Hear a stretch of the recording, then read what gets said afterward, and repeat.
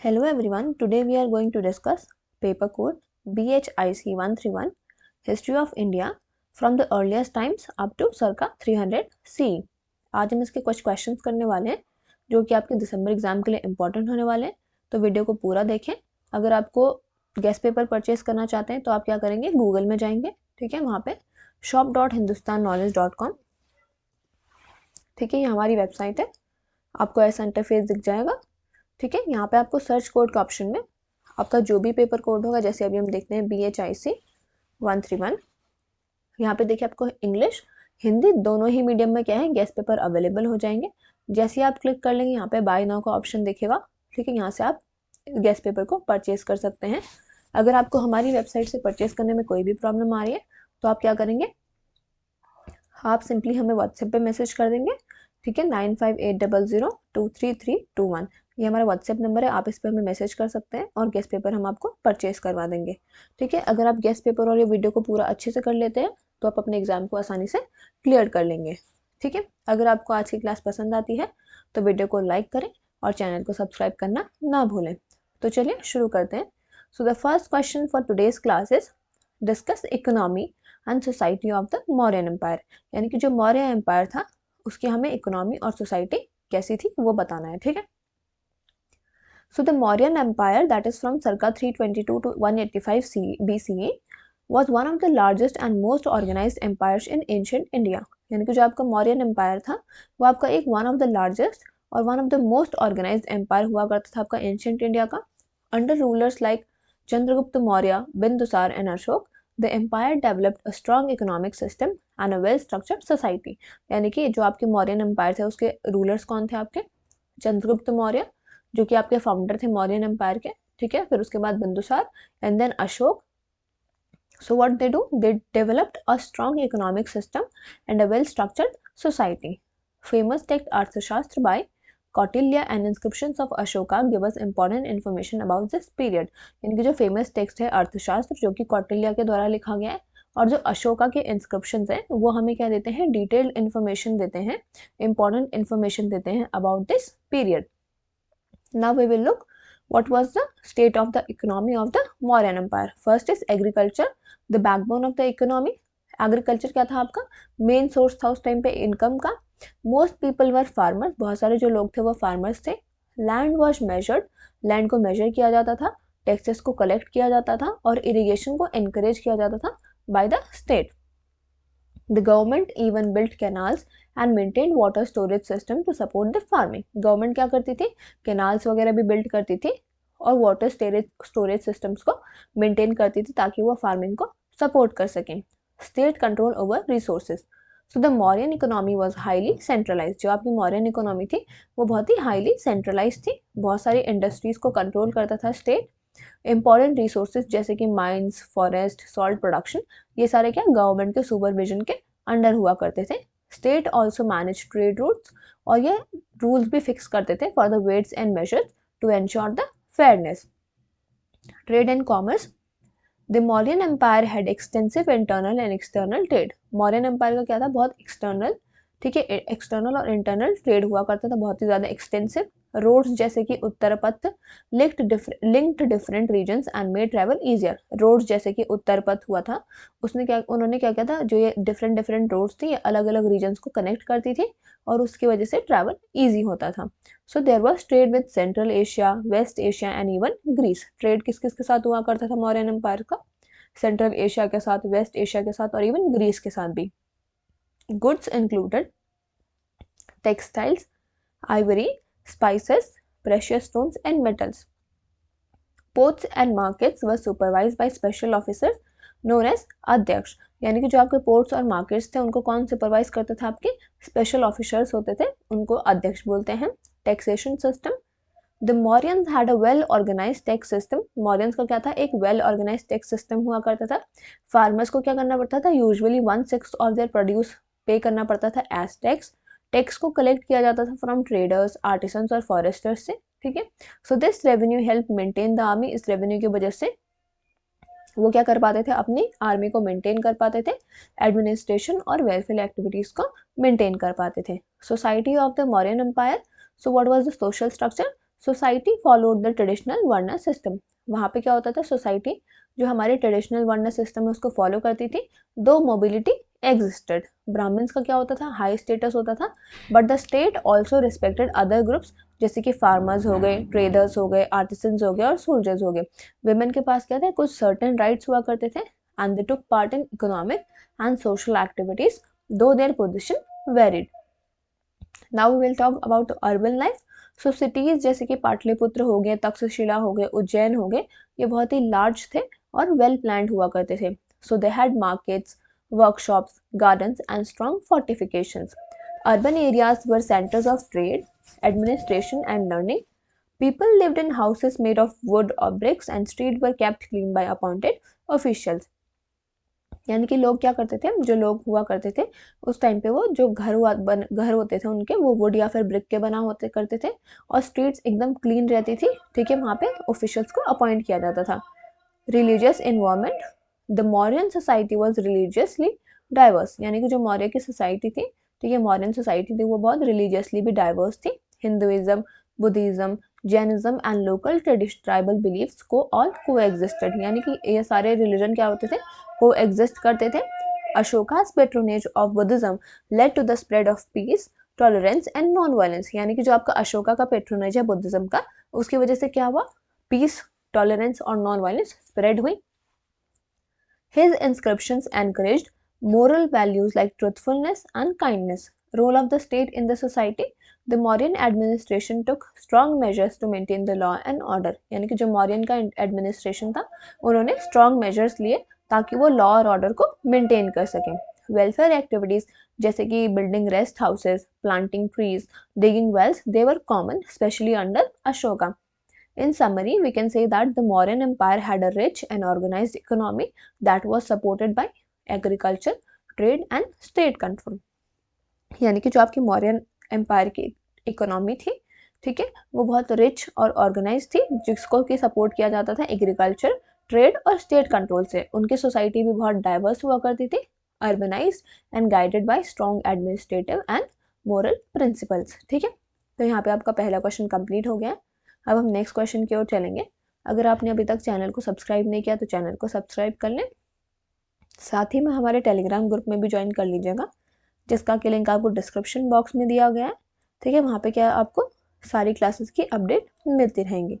So the next question is discuss the economy, society and polity of early वैदिक Aryans. यानी कि अब आपको इकोनॉमी, सोसाइटी और पॉलिटी बतानी है कि अर्ली वैदिक आर्यंस की कैसी थी। So the early Vedic age that is from 1500 to 1000 BCE is mainly known as the Rig Vedic age. यानी कि जो आपकी अर्ली वैदिक एज है, ठीक है, 1500 से लेकर 1000 BCE तक, उसको हम ऋग वैदिक एज भी बोलते हैं। It gives us a clear picture of how the Aryans lived in terms of economy, society and polity. ये हमें एक क्लियर पिक्चर देती है कि आर्यंस कैसे रहा करते थे in terms of their economy, society and polity. Now we will have a glance at economy of the early Vedic Aryans. So the economy of the early Vedic people was mostly pastoral. यानी कि पहले क्या हुआ करती थी, जो economy थी वो बहुत ही पेस्टोरल हुआ करती थी, though they later adopted some agriculture. Pastoralism, cattles were the most important wealth. उस टाइम पे क्या है, कैटल बहुत इंपॉर्टेंट वेल्थ हुआ करती थी। वर्ड्स लाइक गौ, गौ माता, गोप shows how central cows were to their life। ठीक है, बहुत जैसे कि आपका गौ हो गया, गौ माता हो गया, गोप हो गया, ये बताते हैं कि काउज उनके कितने सेंट्रल थी to their life. Wealth was measured in the number of cattle a family owned. Wealth को कैसे मेजर किया था अर्ली वैदिक टाइम पे, जब क्या हुआ करता था, उनके पास जितने नंबर ऑफ कैटल्स होंगे उतनी ही उनके पास वेल्थ मेजर की जाती थी। Agriculture, they did practice farming but on a small scale, यानी कि वो फार्मिंग तो करते थे पर बहुत ही स्मॉल स्केल पे करते थे। बार्ले जैसे यवा was the main crop, barley उनकी मेन क्रॉप हुआ करती थी। Agriculture was not as important as livestock in this period। यानी कि इस टाइम पे क्या है, आपका एग्रीकल्चर ज़्यादा इंपॉर्टेंट नहीं हुआ करता था जैसे कि लाइफ स्टॉक हुआ करता था। Occupation, apart from herding and farming there were carpenters, chariot makers, weavers, potters and smiths. यानी कि हर्डिंग और फार्मिंग के अलावा भी वहाँ पे कारपेंटर्स हुआ करते थे, चैरियट मेकर्स हुआ करते थे, वीवर्स, पॉटर्स और स्मिथ्स हुआ हेड हेरिडिटरी, यानी कि पर ये जो ऑक्यूपेशंस थे ये रिजिड और हेरिडिटरी नहीं हुआ करते थे। So trade was limited and mostly through barter. Trade क्या था आपका, बहुत लिमिटेड था और सिर्फ बार्टर के थ्रू होता था। मेटल्स जैसे कि copper and bronze were used but coinage was not known, यानी कि मेटल्स को यूज किया जाता था उस टाइम पे, पर कॉइनेज के बारे में कोई जानकारी नहीं थी। Technology, the horse drawn chariot was an important innovation. जो आपका हॉर्स ड्रॉन चैरियट है, ठीक है, जो आपका रथ है, ये हॉर्स ड्रॉन रथ है, वो क्या था, बहुत इंपॉर्टेंट इनोवेशन था। They used simple tools made of would, stone and metal.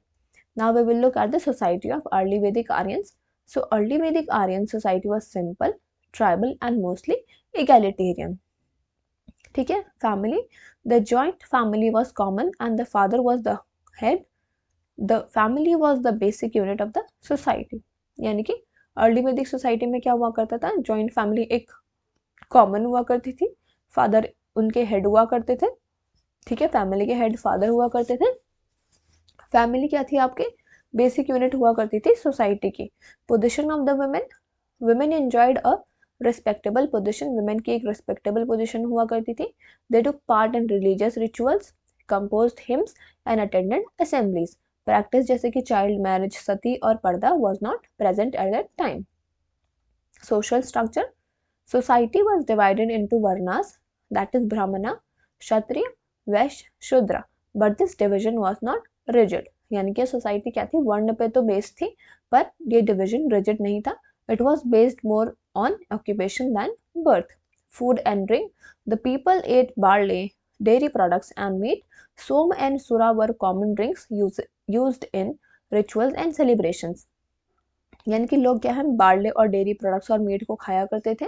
सोम और सूर उनकी कॉमन ड्रिंक्स हुआ करती थी, जो कि वो रिचुअल्स या सेलिब्रेशंस में यूज करते थे। Religion, their religion was based on nature worship, उनका रिलीजन नेचर वर्शिप पे बेस्ड था। गॉड्स जैसे कि Indra, Agni, Varuna and Surya were popular. Prayers, sacrifices that is yajnas and hymns were important rituals. Now we will look what was the polity of the early Vedic Aryans. So the political system was tribal, not territorial. यानी कि जो इनका political system था वो tribal था, ना कि territorial था। Tribe that is jana, the tribe was the main political unit. Tribe एक मेन पॉलिटिकल यूनिट हुआ करती थी। Each tribe was led by a king, that is a raja, ठीक है। Kingship, the king was more of a protector than a ruler, king क्या थे, एक ज्यादा प्रोटेक्टर थे, ठीक है, than a ruler. His power was limited, उनकी पावर लिमिटेड हुआ करती थी, but he was guided by priest and tribal assemblies. So there were two popular assemblies, Sabha and Samiti. Sabha were the councils of the elders and Samiti was the general tribal assembly. So these assemblies played an important role in decision making. Army, wars were often fought for cattle or land. इस time पे war क्यों fought हुआ करते थे, cattle और land के लिए। The army included charioteers and foot soldiers. In conclusion, we can say that the early Vedic Aryans lived a simple life based on cattle rearing, small scale farming and a flexible social structure and a tribal political system with strong community participation. यानी कि जो आपके early वैदिक Aryans थे उन्होंने बहुत ही simple life जी थी, based on the cattle rearing, small scale farming और एक फ्लेक्सिबल सोशल स्ट्रक्चर के साथ and a tribal political system के साथ with the strong community participation. Now we will move to the next question.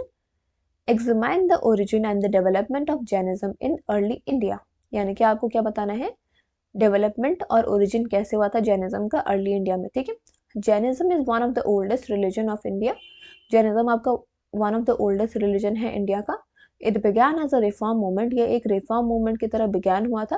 That question the rituals, जिसने कि क्या किया था, रिचुअल्स को क्वेश्चन किया था और सोशल प्रैक्टिसेस को क्वेश्चन किया था ऑफ द अर्ली वैदिक सोसाइटी. इनका मेन फोकस था non violence, self discipline and the path of liberation through personal effort. अब हम देखेंगे कि ओरिजिन कहाँ से हुआ जैनिज्म का. So the roots of Jainism go back to ancient times. ये क्या है, एंशिएंट टाइम्स से शुरू हुआ था. Jains believed that their religion is eternal and was taught by 24 तीर्थंकारास. Jains ये बिलीव करते हैं कि जो उनका रिलीजन है वो एटर्नल है और वो 24 तीर्थंकारास ने उन्हें टॉट किया है, यानी कि जो उनके स्पिरिचुअल टीचर्स थे, ठीक है. फर्स्ट वाज द ऋषभनाथ, पहला जो, ठीक है, पहला तीर्थंकार कौन था इनका, Rishabhanatha. And the last was the Vardhaman Mahavir who lived in the 6th century BCE.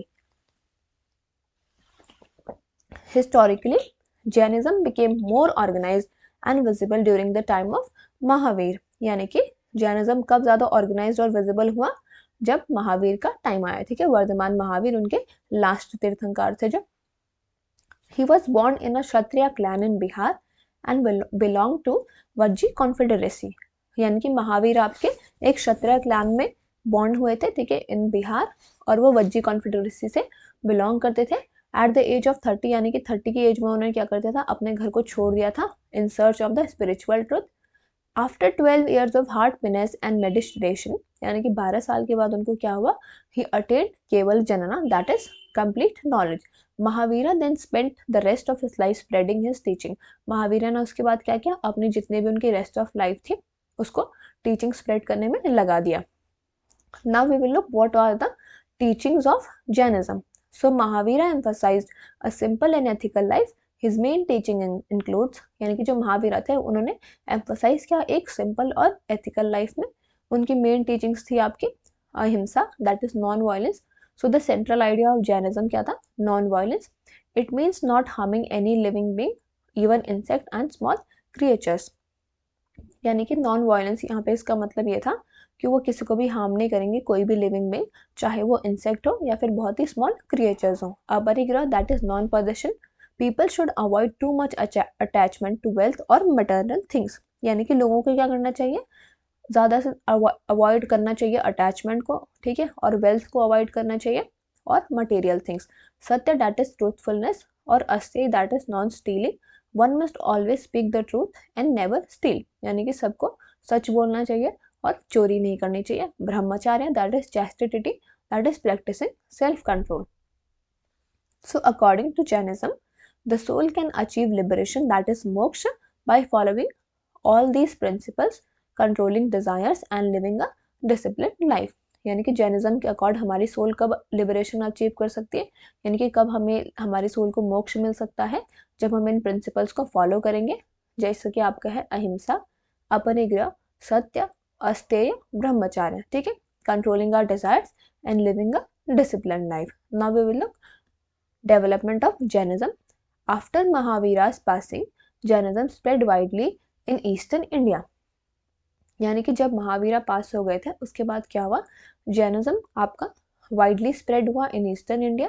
Gradually ये वेस्टर्न और साउथर्न इंडिया में भी पहुंचा। सेवरल रूलर्स ने इसको सपोर्ट किया, which help the religion grow. So division in 2 sects, इसमें क्या हुआ था, 2 सेक्ट्स में ये बंट गया था, श्वेतांबर्स एंड दिगंबर्स, ठीक है। Around the 3rd century BCE, Jainism divided into Digambar and Shwetambar sects.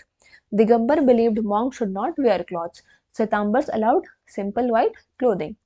Jain councils, important Jain texts were compiled in the council।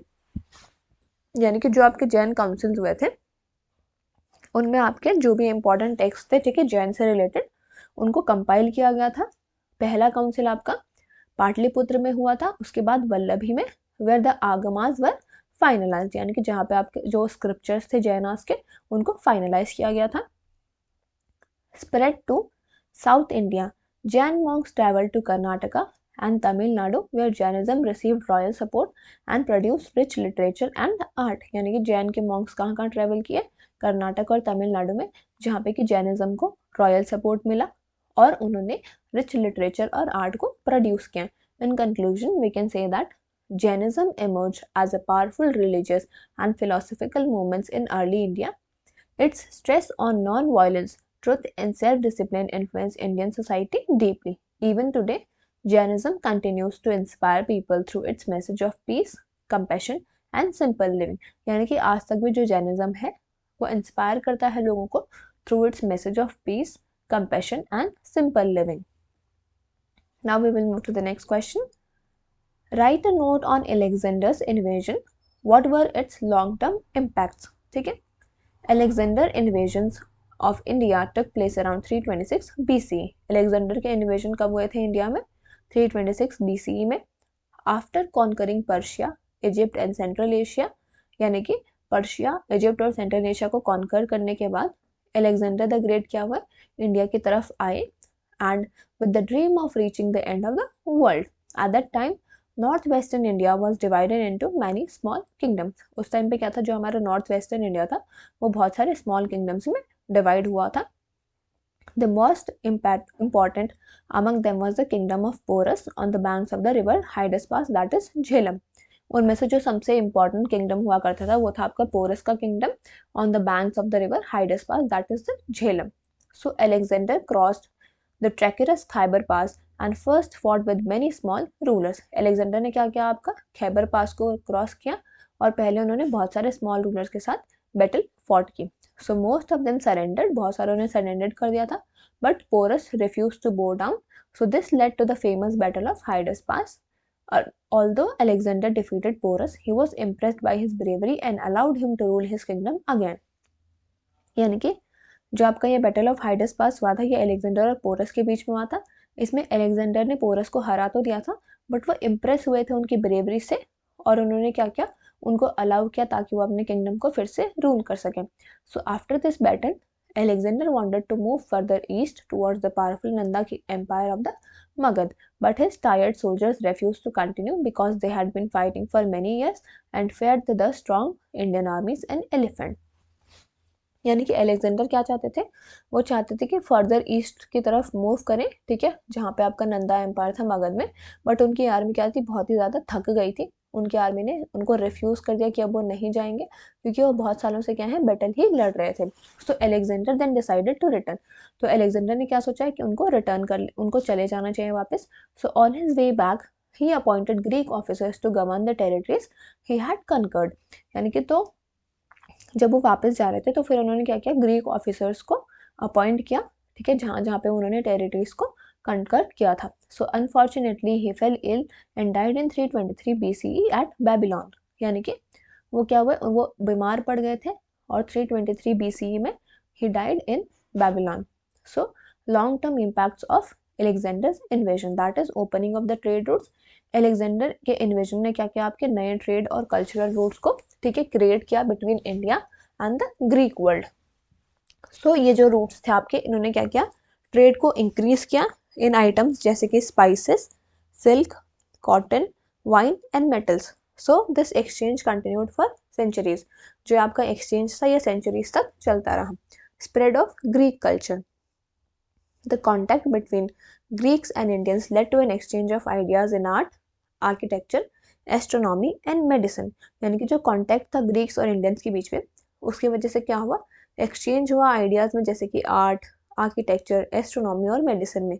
This is specially seen in Gandhara school of art. ये हमें specially कहाँ देखने को मिलता है, Gandhara school of art में देखने को मिलता है, जहाँ पे कि ग्रीक और इंडियन स्टाइल ब्लेंड्स हुए हैं साथ में, ठीक है.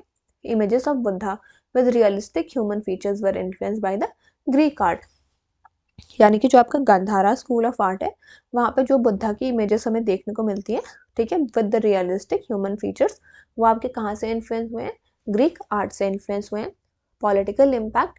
Alexander's invasion exposed the weaknesses of small Indian kingdoms in the northwest. Alexander का जो इन्वेजन है उसने एक्सपोज किया था कि वीकनेस थी इंडिया के स्मॉल किंगडम्स में that were in the north waste.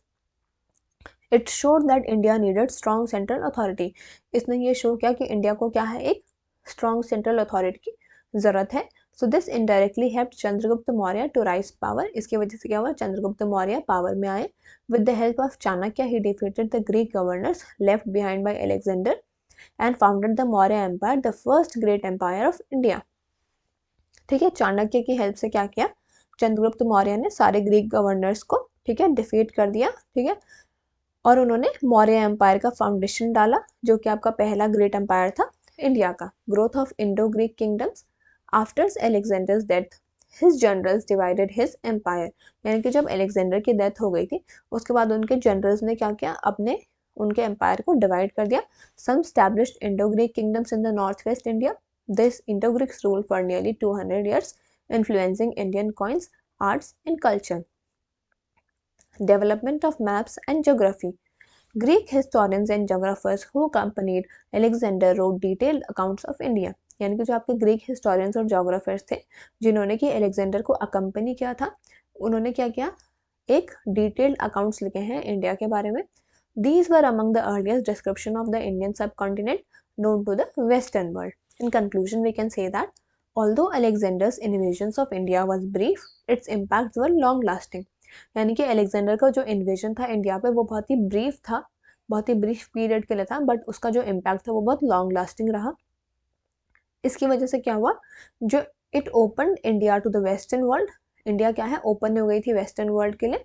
It encourage cultural and economic exchanges and indirectly led to the rise of Mauryan empire, यानी कि इनडायरेक्टली इसने मौर्यन एम्पायर का राइज भी किया। Thus Alexander's invasion played an important role in the history of ancient India. ठीक है, यहाँ पे आपके जितने इंपॉर्टेंट क्वेश्चन थे वो कंप्लीट हो गए। वीडियो को ज़्यादा से ज़्यादा शेयर करें और चैनल को सब्सक्राइब करना ना भूलें। Thank you.